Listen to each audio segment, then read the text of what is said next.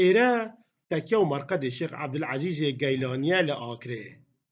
Bi hatina şeva qeder, derwêş û mirîd û mehsûbên terîqeta Qadirî û Wilyanî li Akrê û dewrober amade bûyne. Bû zîndîkirina vavê şeva pîroz.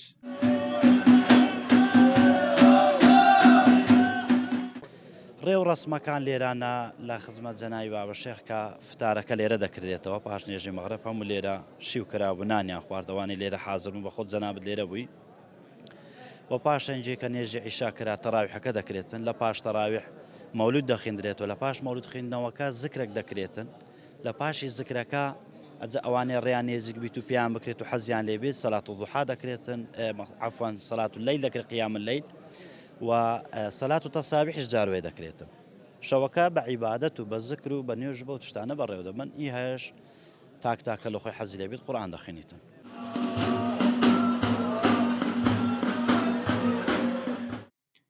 Şeva qeder di ayînê pîrozê Îslamê de ecr û xêreka mezin heye.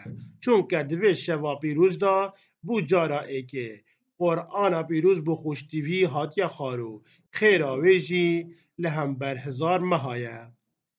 ئەم چەندی بێژین و بێژین ئەم خێرەوە تەواو ناکەین ئەوێ هەتەوە پیرۆز یا مبارەک باری تعالە کە ڕەحم ئەمەتە پێغەمبەر کرا عەلەیهی سەلات وەسەلام ئەف شەوا پیرۆز کە بوومە هێنار واجبە سەرمە ئەم بێن و بچین سوژدەی بۆ خودای تەبارەک وەتەعالە بن سەرڤێ کەرەمە کە باری تعالەت گەلمەدا کرێ.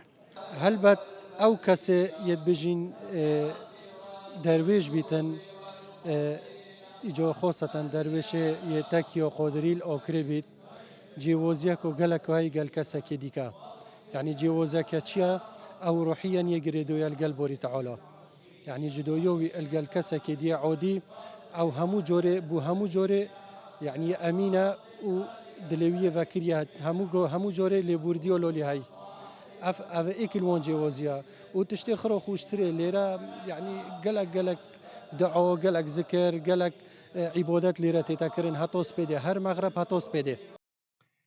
Bi zikr û medîhe û niza û laveyan derwêşên Qadirî bi pirçên xwe yên dirêj û medîhe û defan pesna serwerê mirovatiyê dikir û şevnivêjan jî ev şeve zindî kirin. İsmaîl Seîd, Dezgehê Mîdyayê Badînan, Akrê.